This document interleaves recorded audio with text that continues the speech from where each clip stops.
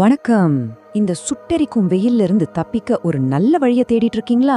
அப்போ நீங்க சரியான இடத்துல தான் இருக்கீங்க. ஏர் கூலரா இல்ல போர்ட்டபிள் ஏசியா? இந்த கன்ஃபியூஷனுக்கு ஒரு தெளிவான, எந்த சார்பும் இல்லாத ஒரு சூப்பரான அலசல தான் நாம இப்போ பார்க்க போறோம். தேரா? கூலரா இல்ல போர்ட்டபிள் ஏசியா, இதுல எது பெஸ்ட்?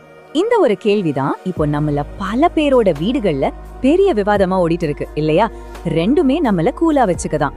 ஆனா உங்களுக்கு எது பெர்ஃபெக்ட்டா செட் ஆகும்னு கண்டுபிடிக்கிறதுல தான் மேட்டரே இருக்கு. சரி, உள்ள நுழைவோம். இதுல நாம என்னெல்லாம் பார்க்க போறோம்னா, 1 summer cooling challenge, 2 classic air cooler, 3 modern portable AC, 4 ஒரு நேரடி ஒப்பீடு, அப்புறம் கடைசியா ஃபைனல் முடிவு. அவ்வளவுதான், சிம்பிள். முதல்ல கோடைக்கால சவால். அதான் நம்ம அத்தியாவசியமான கூலிங் தேவை. அடுத்து நம்ம கிளாசிக் ஏர் கூலர், நம்ம ஊர்ல பல வருஷமா இருக்கிற ஒரு சூப்பரான பட்ஜெட் ஹீரோ. இந்த ஏர் கூலரோட ஹைலைட்ஸ் என்னன்னு பாத்தீங்கன்னா, ஃபர்ஸ்ட் இது உங்க பட்ஜெட்டுக்கு ரொம்பவே ஃப்ரெண்ட்லியானது. பர்ஸ பதம் பார்க்காது. 2வது, கரண்ட் பில்ல நினைச்சு நீங்க பயப்படவே தேவையில்ல. ரொம்ப கம்மியா தான் கரண்ட் எடுக்கும். இது காத்தோட கொஞ்சம் ஈரப்பதத்தையும் சேர்த்து குளுமையா மாத்தும். அதனால ரொம்ப ட்ரையான வறங்க கிளைமேட்டுக்கு இது ஒரு வரப்பிரசாதம்னு சொல்லலாம். ஆனா ஒரே ஒரு சின்ன வேலை என்னன்னா, அப்பப்போ தண்ணி ஊத்தணும், அப்புறம் கொஞ்சம் க்ளீன் பண்ணி மெயின்டைன் பண்ணணும். அடுத்து நவீன காலத்தோட கண்டுபிடிப்பு மாடர்ன் போர்ட்டபிள் ஏசி. இதோட ஸ்பெஷாலிட்டி என்னன்னா, உங்க வீட்ல ஒரு ரூம்ல இருந்து இன்னொரு ரூமுக்கு ஈஸியா இதை தள்ளிட்டு போயிடலாம். கூல மாதிரி இது காத்துல ஈரப்பதத்தை சேர்க்காது.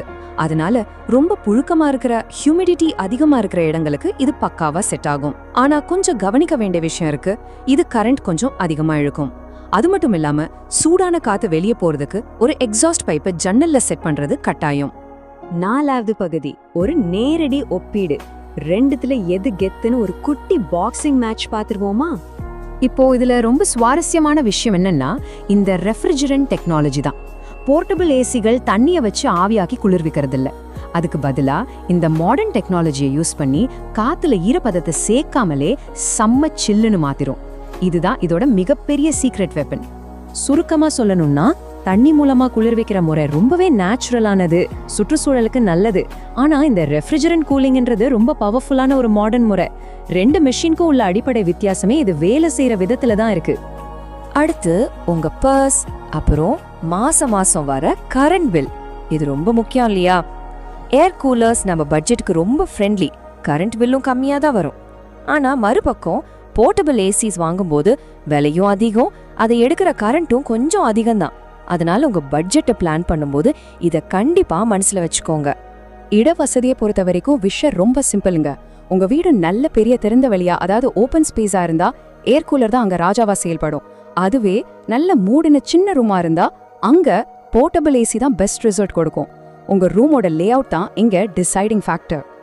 அதனால இதுல முக்கியமான பாயிண்ட் என்னன்னா, நீங்க எந்த ஊர்ல இருக்கீங்க, அங்க கிளைமேட் எப்படி இருக்கும் அப்படிங்கிறது தான். உங்க ஏரியா ரொம்ப ட்ரையா, காத்து சூடா அடிக்கும்னா ஏர் கூலர் தான் வின்னர்.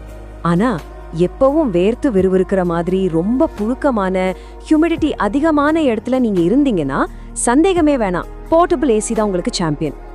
இது ரொம்ப அருமையா விளக்குற விஷயம் என்னன்னா, இந்த மொத்த ஒப்பீட்டையும் ஒரே இடத்துல சம்மரியா பாக்குறது தான். கரண்ட் செலவை பார்த்தா கூலர் சேவ் பண்ணும், ஏசி கொஞ்சம் அதிகம் எடுக்கும். கிளைமேட்டை பொறுத்தவரை வறண்ட ஊருக்கு கூலரும், புழுக்கமான ஊருக்கு ஏசியும் செட் ஆகும். மெயின்டெனன்ஸ்னு பார்த்தா கூலருக்கு அப்பப்போ தண்ணி ஊத்தணும், ஏசிக்கு அந்த வேலை இல்ல. கடைசியா திறந்த வெளிக்கு கூலர், மூடிய அறைக்கு ஏசி. இந்த சம்மரி உங்க கன்ஃபியூஷனை மொத்தமா தீர்த்திருக்கோன்னு நம்புறேன். 5வது மற்றும் கடைசி பகுதி, ஃபைனல் முடிவு. சரி, எதைத்தான் வாங்குறது? இதுல எல்லாருக்கும் பொதுவான ஒரே ஒரு வின்னர் மட்டும்தான் அப்படின்னு நாம சொல்லவே முடியாது. உங்க கையில எவ்வளோ பட்ஜெட் இருக்கு, உங்க ஊரு கிளைமேட் எப்படி, உங்க ரூம் அமைப்பு எப்படின்னு பார்த்து அதுக்கேத்த மாதிரி தான் நீங்க முடிவு பண்ணணும். ஏன்னா ஒருத்தருக்கு செட் ஆகுறது கண்டிப்பா இன்னொருத்தருக்கு செட் ஆகாது இல்லையா? சரி, இப்ப சொல்லுங்க, உங்க வீட்டுக்கு எந்த கூலிங் கரெக்டா ஃபிட் ஆகும்?